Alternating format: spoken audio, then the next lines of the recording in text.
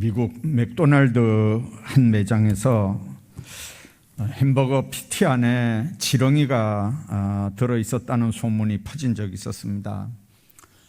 워낙 많은 사람들이 이용하던 맥도날드였기 때문에 이 소문은 일파만파 퍼져나갔고 이 맥도날드의 매출이 그냥 급감하기 시작했습니다. 경찰과 또 이 맥도날드에서 조사를 했는데 그 소문은 맥도날드에서 파면당한 직원에 의한 악의적인 거짓말인 게 드러났고, 실제 햄버거 패티 안에 이렇게 지렁이가 있었던 게 아닌 게 판별이 됐습니다. 맥도날드는 이 사실을 홍보하기 위해서 매장마다 포스터를 만들어 써붙이고 방송과 광고를 통해서 해명을 하기 시작했습니다. 맥도날드 햄버거 안에는 지렁이가 없습니다. 이렇게 광고를 하고 방송을 해서 열심히 해명을 했습니다. 자, 그러면 사람들이 이제 맥도날드에는 지렁이가 없구나, 맥도날드 햄버거 안에는 지렁이가 없는 거였구나, 안심하고 먹으면 될 텐데, 광고를 하고 해명 광고를 하면 할수록 점점 더 이 매출이 회복이 안 됩니다. 나중에 광고를 하면 할수록, 해명하면 할수록 매출이 점점 떨어지니까 나중에 이제 심리학을 연구하는 사람들이 그랬습니다. 이 광고를 들으면서 사람들이 이성적으로는 이게 지렁이가 없다는 소리구나 라는데, 이 감성적으로는 맥도날드는 지렁이, 이렇게 각인이 된다는 거죠. 맥도날드 하면 지렁이. 그래서 자동적으로 맥도날드 하면 지렁이를 떠올리기 때문에 사실 여부와 상관없이 불쾌감이 들어서 이 맥도날드를 피하게 되는 거다, 이렇게 이제 설명을 해줬습니다. 그러니까 이 사실을 알고 맥도날드에서 그때부터 광고를 하면서 지렁이 얘기는 전혀 하지 않았습니다.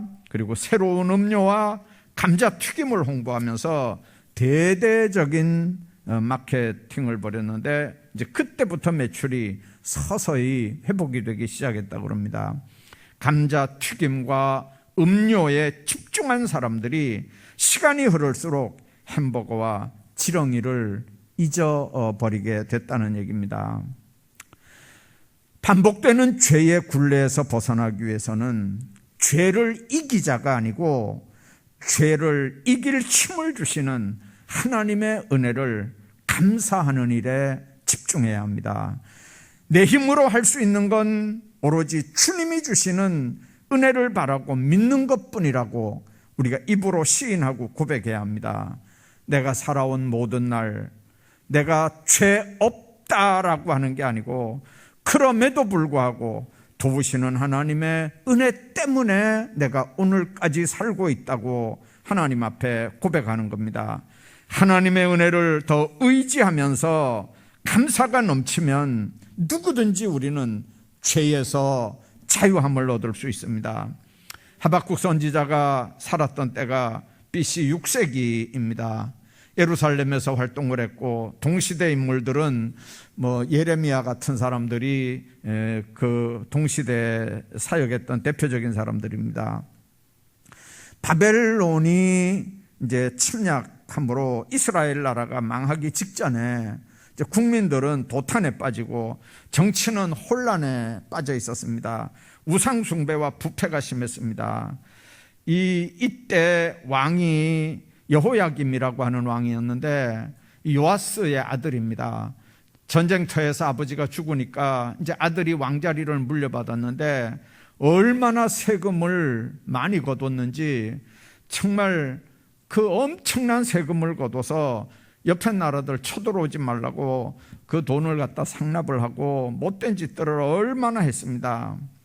그런데 우상 숭배가 너무 심각했고 정치가 혼란했고, 그러니까 국민들은 뜯겨서 도탄에 빠지고 부패는 심각해졌고, 이제 이런 때 예레미야를 통해서 바벨론에 의해서 포로당할 게 들려집니다.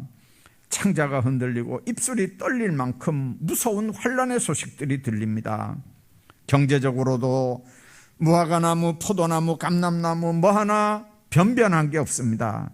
우리의 양도 외양간에 소도 없습니다. 농사짓고 살아야 되는데 밭에 먹을 게 없습니다. 그런데 하박국 선지자는 자기 민족이 70년 후에 독립해서 크게 번성되는 축복받을 것을 내다보면서 감사하는 겁니다. 왜 그렇습니까? 눈에 보이는 그런 것들이 감사의 조건이 아니고, 감사의 조건, 기쁨과 즐거움의 대상은, 근거는 바로 하나님이라고 하는 걸 분명히 믿었기 때문에 그렇습니다. 눈에 보이는 현실은 절망할 수밖에 없는 상황입니다. 그러나 하나님 앞에 감사의 씨를 뿌리고 감사의 마음을 잡고 심어 놓으면, 하나님의 정한 때가 되면 반드시 하나님은 이스라엘을 회복시킬 거고 하나님의 놀라운 뜻을 이룰 거라고 하는 확신이 있었고, 그 비밀을 하박국은 알기 때문이었습니다. 코로나 전국 때문에 집회조차 부자유한 이런 상황에서 이제 교회가 할 수 있는 일들이 점점 자꾸 이렇게 줄어들어 갑니다. 활동이 제약을 받고, 이제 이렇게 되면 지금 9월 달인데 이제 추수감사절도 기관별 찬양제나 뭐 정교인 식사할 수 있는 상황이 안 될 게 분명해지고, 이제 작년처럼 얼마나 아쉬운 또 추수감사절이 돼야 되겠습니까? 그래서 오늘 주보에 있는 내용처럼 이제 감사 제목을 오늘부터 이렇게 좀 하루에 한 3가지 정도 이렇게 적어서 추수감사 때 그 감사를 적은 노트를 봉헌하는 이제 그런 행사를 가지려고 합니다. 이거는 집에서 얼마든지 할 수 있는 일이고 모여서 안 해도 되는 일이니까, 이런 부자유한 이런 상황 속, 코로나 상황에서 개인적으로 하나님 앞에 감사할 수 있는 귀한 시간이 될 거라고 생각을 합니다. 그 옛날에 절망할 수밖에 없던 상황에서도 하박국 선지자에게 이 감격, 이 고백, 오늘 우리 모두에게 있기를 바라는 마음으로 오늘 이 말씀을 드리려고 합니다. 하박국이 어떤 상황에서 그렇게 감사할 수 있는 삶을 살았느냐면, 오늘 16절에 한번 보십시오. 내가 들었으므로 내 창자가 흔들렸고 그 목소리로 말미암아 내 입술이 떨렸도다. 무리가 우리를 치러 올라오는 환난 날을 내가 기다림으로 썩이는 것이 내 뼈에 들어왔으며 내 몸은 내 처소에서 떨리는도다. 그렇게 16절이 말씀을 합니다. 하박국은 환난과 역경 속에서도 구해 주실 것을 믿고 감사했습니다.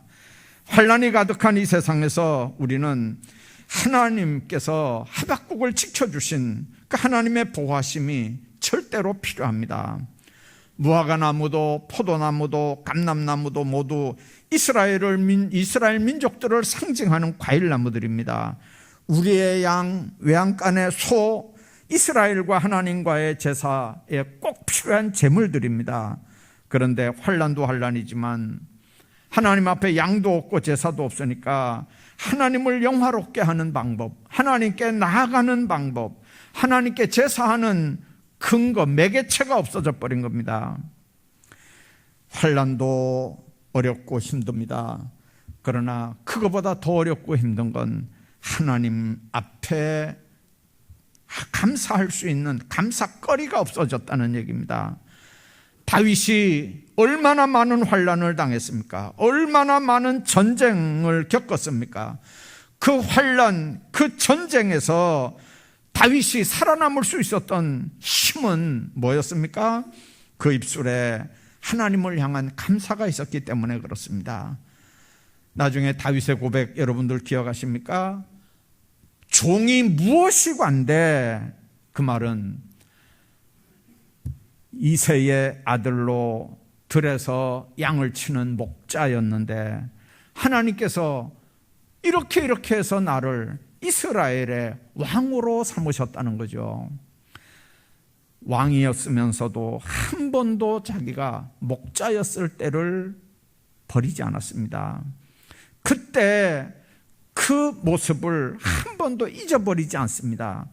거기서 하나님을 찬양하며 거기서 형들에게 미움을 당하고 형들에게 정말 가십거리가 되면서 어려운 일을 당했던 걸 한 번도 다윗은 잊어버리지 않습니다.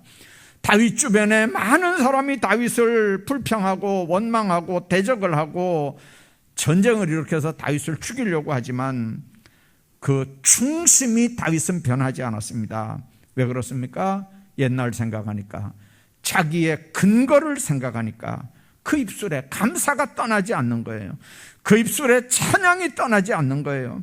다윗은 환란에서도 그 옛날 이새의 아들로 들에서 양을 치던 때를 생각하면서 왕으로 아무리 어렵고 힘들어도 감사하며 그 어려움들을 극복해냈던 걸 우리가 봅니다. 아브라함도 우리가 기억하죠. 갈 바를 알지 못하고 갔습니다. 그러나 가는 곳마다 제단을 쌓으며 하나님 앞에 감사했다고 그랬습니다. 하나님의 백성들이 힘을 얻을 수 있는 근거가 뭡니까? 감사입니다. 좋은 일이 있을 때만 감사합니까? 아닙니다. 환난의 때도 감사합니다. 요즘에 목사님들 사이에 비대면으로 한국교회 기도연대 목회자 세미나를 계획하는 분들이 계십니다. 대형교회 목사님들도 아니고요, 정치판에 이름을 오르내리는 그런 유명한 목사들도 아닙니다. 이분들이 주장하는 코로나 전국의 핵심은 정치 지도자들을 향하지도 않고 악덕 기업주들을 향하지도 않습니다. 이분들의 주장은 역대하 7장 13절로 16절의 말씀입니다.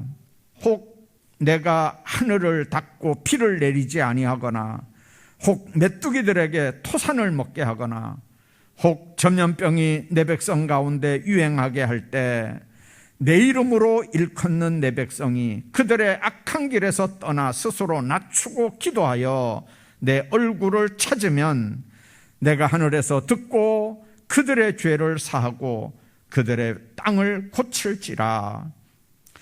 이제 이곳에서 하는 기도에 내가 눈을 들고 귀를 기울이리니 이는 내가 이미 이 성전을 택하고 거룩하게 하여 내 이름을 여기에 영원히 있게 하였음이라.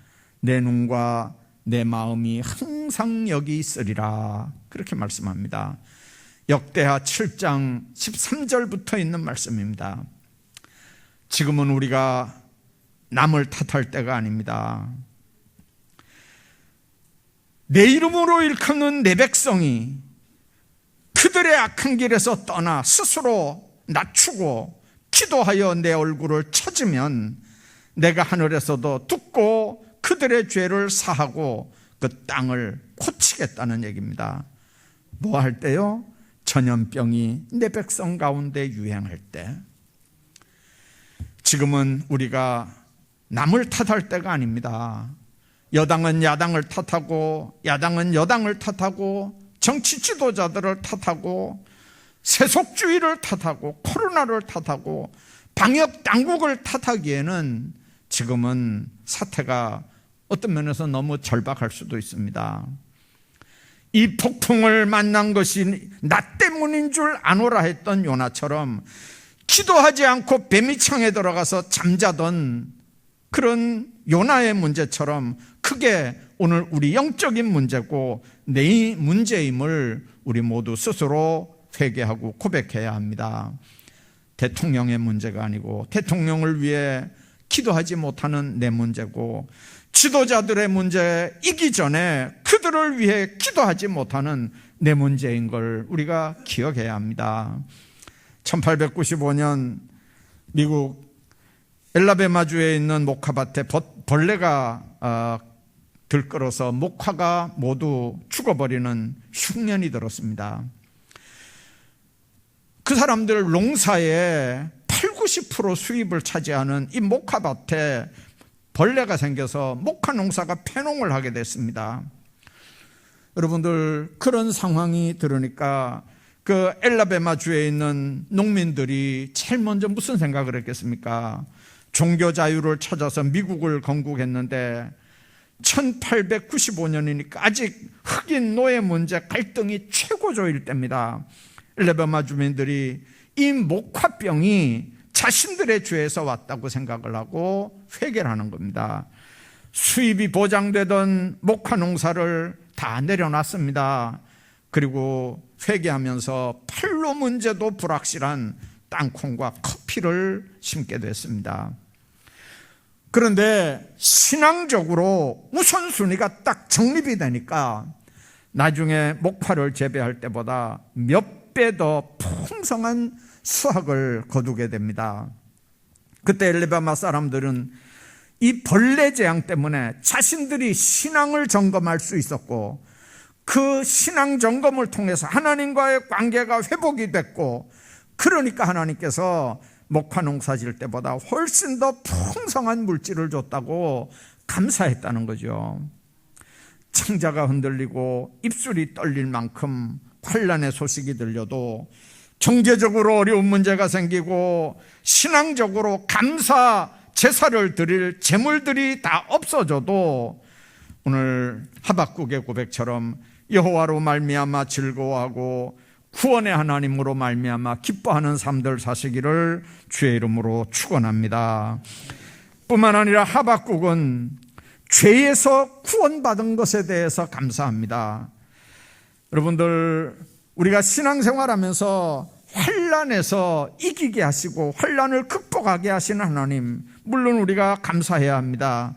그러나 신앙생활하는 하나님의 백성들이 늘 마음속에 기억해야 되는 게 죄에서 구원받은 하나님의 은혜에 대한 감사입니다. 18절에 나는 여호와로 말미암아 즐거워하며 나의 구원의 하나님으로 말미암아 기뻐하리로다. 바벨론에서 인도할 분이 하나님인 걸 압니다. 하박국 활동 시기가 BC 한 600년경이었습니다. 그때 남왕국 여호야김 왕 초기입니다. 아까 얘기한 것처럼 열왕기서, 역대기, 역사서와 예레미야서를 통해서 알 수 있는 건 이 왕이 얼마나 못된 짓을 했냐면 기록된 하나님의 말씀 두루마리를 불태웠습니다. 선지자 예레미야를 핍박을 합니다. 아주 죽이고 감옥에 갖다 집어넣고 했던 아주 극악무도한 왕으로 유명한 사람입니다. 왜 선지자들이 고난을 받아야 됩니까? 선지자들이 우상 숭배하는 일을 경고하다가 고난을 당하는 겁니다. 선지자가 다 그랬겠습니까? 왕이 우상 숭배를 하고 제사장까지도 합세해서 우상 숭배할 때 선지자들이 잘한다고, 수고한다고, 국정 잘 감당한다고 그냥 아부하는 그런 선지자들은 한 명도 어려운 일 안 당했습니다. 예레미야처럼 똑바른 소리하고 우상 숭배하는 일에서 돌아서라고 하고, 하나님께서 반드시 우상 숭배하는 나라 망한다고 경고하다가 다 어려운 일들을 당합니다. 신구약 시대에 1, 2계명이 뭡니까? 다른 신 인정하지 말라는 거잖아요. 우상 숭배하지 말라는 거잖아요. 이게 하나님이 제일 싫어하는 경계의 대상입니다. 여러분들, 레위기에 보면요, 무당은 돌로 때려 죽이라고 그랬습니다. 그런 성경 보셨나요? 무당은, 남자 무당이 박수입니다. 돌로 때려 죽이라는 거예요. 여러분들, 하나님의 말씀대로 삽니까? 그런데 대한민국에서 무당 때려 죽였다는 얘기 별로 못 들은 것 같아요. 왜 그렇습니까? 요즘은 문화재라는 이름으로 정치적으로도 우상 문화들이 자유를 보장받습니다. 심지어는 자치단체에서 상당한 재정적인 후원까지도 받습니다. 여러분들이 내는 세금의 일부가 믿거나 말거나 무당 푸닥거리 하는 일에, 중들 뭐 하는 일에, 절 뜯어 고치는 일에 여러분들이 내는 세금의 상당 부분이 거기 들어간다는 거 여러분들 아십니까? 그래서 그런 것 때문에 여러분들이 세금 안 낼 방법이 있습니까? 여러분들, 이런 건 구조적인 문제들입니다. 그러나 우리가 분명하게 기억해야 합니다. 내가 내는 세금의 일부가 저를 뜯어고치고 내가 내는 세금의 일부가 무당들 보존하는 그런 돈으로 쓰여진다 할지라도 세상적으로 종교의 자유나 다종교가 인정받는 문화라고 해도 구원의 문제를 예수 십자가 사건 외에 구원받는다고 하는 교리나 주장은 이단들이 하는 얘기거든요. 종교다원주의라고 하는 말이 뭡니까? 다원, 으뜸이 여러 개라는 얘기입니다. 종교에서 으뜸이 여러 개를 인정한다는 주의입니다. 절대주의, 절대주권, 절대 가치관을 인정하지 않는 이 포스트 모더니즘의 다원주의 사상이 이 살살 기독교에 들어왔습니다. 19세기부터요. 예수 외에도 공자나 부처를 믿어도 구원에 이를 수 있다는 게 기독교에서 그 다원주의 사상을 받아들여서 종교 다원주의를 만든 거예요. 그러니까 꼭 예수 믿어야 구원받느냐? 구원은 부처를 믿어도 되고 석가 공자를 믿어도 되고 이슬람을 마호메트를 믿어도 되고 이런 엉뚱한 소리를 하는 게 종교다원주의입니다. 그런데 예수님 뭐라고 그랬습니까? 내가 길이요 진리요 생명이니 나로 말미암지 않고는 아버지께로 올 자가 없느니라, 그렇게 말씀합니다.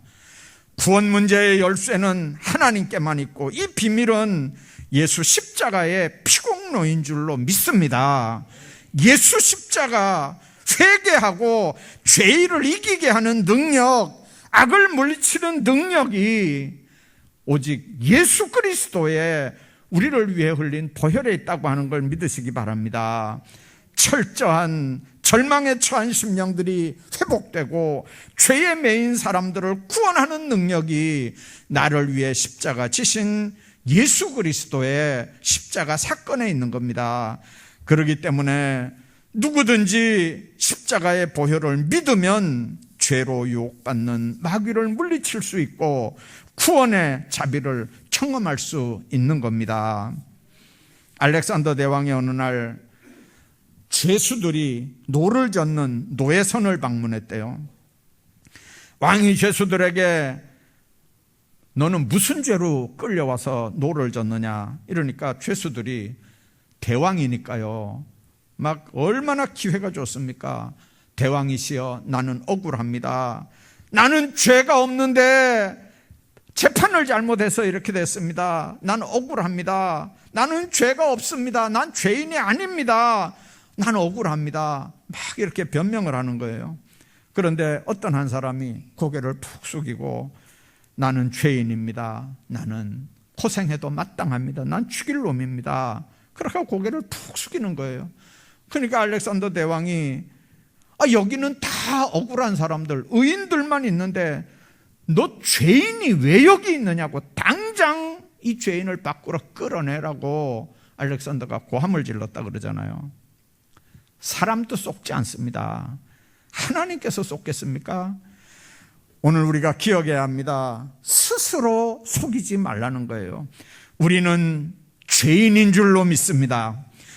이 죄 문제가 예수 그리스도의 십자가 보혈로 해결되지 않았으면 예수 믿은 지 100년이 돼도 교회 직분이면 목사래도 여러분들 장로래도 죄 문제가 예수 그리스도의 보혈로 해결되지 않으면 그 사람 지옥 갈 사람입니다. 예수님의 피로 구원받는 죄인들이 하나님 앞에 의롭다 인정받은 하나님의 자녀들인 줄로 믿습니다.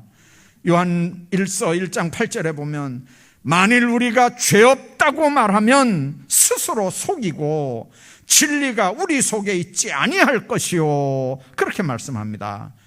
우리가 죄 없다고 하면 스스로 속이는 거라는 거예요. 진리가 우리 속에 있지 않다는 거예요.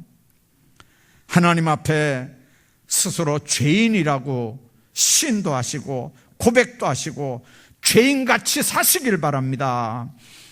예수님 없었으면 예수님의 십자가 사건이 없었으면, 예수 그리스도를 내가 구주로 고백하지 않았다면 나는 마귀에게 끌려다니며 살다가 마귀 망할 때 우리도 망할 수밖에 없는, 지옥 갈 수밖에 없는 존재라고 하는 걸 우리가 기억해야 합니다. 세상에서 영원한 거라고 하는 건 없습니다. 며칠 전 대통령을 지냈던 어떤 분의 사진이 나왔습니다. 동영상도 나왔고요. 권력도 세월 속에 무상해지는 걸 느꼈습니다. 그 풍채 좋고 당당한 어른이 형편없는 몰골로 텔레비전에 나오는 걸 봤습니다. 인간의 지혜도 이성도 판단력도 늙으면 흐려지는 겁니다. 육체도 세월 속에 병들며 늙어가고 재물도 영원할 것 같지만 점점 나하고 상관없는 것들이 되고 맙니다. 그러나 오직 한 분, 나를 위해 십자가 지시고 한 방울 피도 남김없이 흘려주신 영원히 변하지 않는 예수 그리스도, 우리 주님은 오늘이나 내일이나 영원토록 변함없는 분인 걸 우리가 믿습니다. 그분이 주시는 지혜, 그분이 주시는 힘과 능력을 의지하며 사시기를 주의 이름으로 축복합니다. 오늘 하박국 9절에 보니까 그랬습니다. 주 여호와는 나의 힘이시라. 하나님이 우리 힘이 되실 때 하나님이 영원하심과 더불어 우리 삶도 영원한 생명으로 채워질 것입니다. 예수 그리스도의 보혈의 피로 말미암아 영원한 천국을 소유하는 하나님 나라의 시민들이 되는 겁니다. 우리를 구원해 주신 하나님께 늘 감사하며 사는 하나님의 사람들 되길 바랍니다. 뿐만 아니라 하박국은 절망에서 성령의 도우심을 감사했습니다. 오늘 17절부터 19절에 보면 그랬습니다. 비록 무화과 나무가 무성치 못하며 포도나무에 열매가 없으며 감람나무에 소출이 없으며 밭에 식물이 없으며 우리의 양이 없으며 외양간에 소가 없을지라도 나는 여호와로 말미암아 즐거워하리라. 나의 구원의 하나님으로 말미암아 기뻐하리라. 그렇게 말씀합니다. 지금 하박국 선지자가 눈에 보이는 세상적인 것 때문에 하나님 앞에 감사하는 거 아니지 않습니까? 어떤 분이 그랬어요. 왜 감사 안 합니까? 감사거리가 있어야 감사를 하지요. 아주 명언 같죠. 아주 똑똑한 사람의 말 같죠. 감사거리가 없어서 감사를 안 한다고요? 숨 쉬고 있는 것도 감사거리인 줄 믿으시기 바랍니다. 제자리에 앉아 내 몸뚱아리 내가 지탱하고 있는 것, 그것도 감사거리인 줄 알길 바랍니다. 감사거리가 있어야 감사하지요 라고 말할 수 있는 분별력, 판단력, 그것도 하나님 앞에 거꾸로 감사거리인 줄 아시기 바랍니다. 여러분들, 지금 하박국은 환난 날을 기다리고 있습니다. 바벨론이 유다를 짓밟고 멸망시킬 게 눈에 보입니다. 얼마나 답답했으면 예레미야는 슬픔의 노래 애가를 지어서 불렀겠습니까? 백성들은 포로로 잡혀갈 겁니다. 그것 때문에 유다가 폐허되어 버리고 말 겁니다. 그 땅에 무슨 포도나무, 무화과, 감람나무가 제대로 되겠습니까? 무슨 밭에 식물이 있을 거고 양이나 소가 남아있겠습니까? 현실은 비참할 수밖에 없습니다. 그러나 오늘 우리 17절 마지막에 있는 말씀 한번 보십시오. 외양간에 소가 없을지라도입니다. 여러분들, 없을지라도 위대한 접속사입니다. 이 단어 하나가 앞에 모든 상황을 뒤집어 놓는, 역전시켜 놓는 단어입니다. 하박국 선지자는 지금 당면한 비참한 현실 속에 앞으로 다가올 비참한 무서운, 정말 떨릴 수밖에 없는 그런 창자가 흔들리고 그리고 입술이 떨릴 수밖에 없는 그런 무서운 상황이 눈앞에 있어도, 그러나 하나님 앞에 낙심하지 않고 감사의 찬양을 드릴 수 있었던 이유가 뭡니까? 19절 제일 마지막에 보면 그랬습니다. 이 노래는 지휘하는 사람을 위하여 내 수금에 맞춘 것이니라. 여러분들, 하나님 앞에 드리는 찬양입니다. 하나님 앞에 이렇게 찬양할 수 있었던 이유, 하나님 앞에 감사할 수 있었던 이유, 그건 현실 속에서도 낙심하지 아니하고 감사의 찬미를 드릴 수 있었던 이유, 하나님이 지금 하박국과 함께 계신다는 겁니다. 나는 여호와로 말미암아 즐거워하며 나의 구원의 하나님으로 말미암아 기뻐하리로다. 주 여호와는 나의 힘이시라. 나의 발을 사슴과 같게 하사 나를 나의 높은 곳으로 다니게 하시리로다. 하나님이 우리와 함께 하시는 줄로 믿습니다. 눈에 보이는 건 답답합니다. 눈에 보이는 건 희망도 없습니다. 계산도 되지 않습니다. 지금도 성령 하나님과 동행하는 하나님의 백성들은 그럼에도 불구하고 그런 게 없을지라도 하나님 앞에 기쁨과 즐거움이 풍성한 삶을 살 수 있는 줄로 믿습니다. 포도나무, 무화과나무, 감람나무, 밭의 식물, 양과 소가 없을지라도 하나님 때문에 기뻐하고 즐거워하겠다는 겁니다. 하나님 때문에 감사하겠다는 겁니다. 그렇습니다. 그런 거 다 있어도 하나님 없어도 얼마든지 그런 것만 있으면 감사할 수 있을 것 같습니까? 제가 김천 와서 얼마 있을 때 누구를 전도한 적이 있습니다. 그분들이 지금은 어떻게 사시는지 모르겠어요. 제가 잊어버려지질 않습니다. 아침에 일찍 나가서 저녁에 밤에 들어오면 돈을 저녁에 들어올 때 3푸대를 이렇게 가지고 들어왔대요. 그래서 푸대를 3개를 펴놓고 돈 세는 재미에 살았다는 거예요. 돈 세는 재미에 살았대요. 돈 세는 재미, 얼마나 그 재미가 갔을까요? 30년 정도 지났나요 지금? 그 집안이 어떻게 됐는지 모르겠어요. 그 집안이 어떻게 되는지 모르겠어요. 여러분들, 그런 게 있어도 하나님 없으면 얼마든지 돈 세는 재미, 그 재미 때문에 살만 날 것 같죠.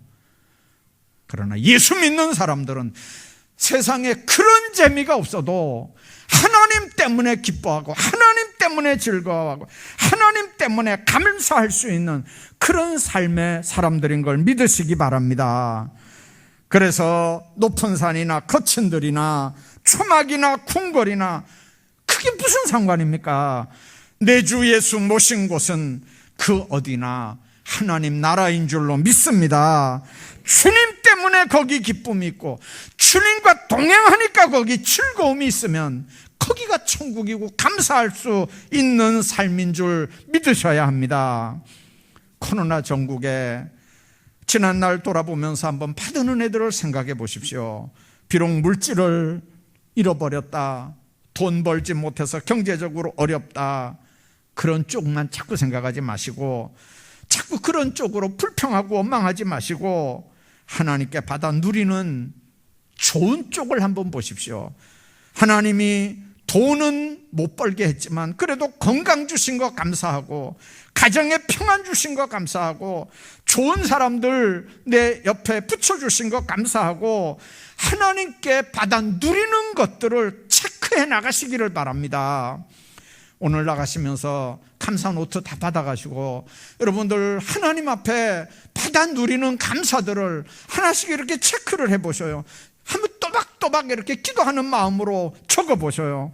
그래서 정말 하박국이 환난에서 감사했고 죄에서 구원받은 거에 대해서 감사했고 절망에서 성령님과 함께 동행하는 거에 대해서 감사했던 것처럼 여러분들 삶의 자리에서 감사의 기쁜 소리만 흘러나오는 복된 입술과 그런 생활들 되시기를 주의 이름으로 축복합니다.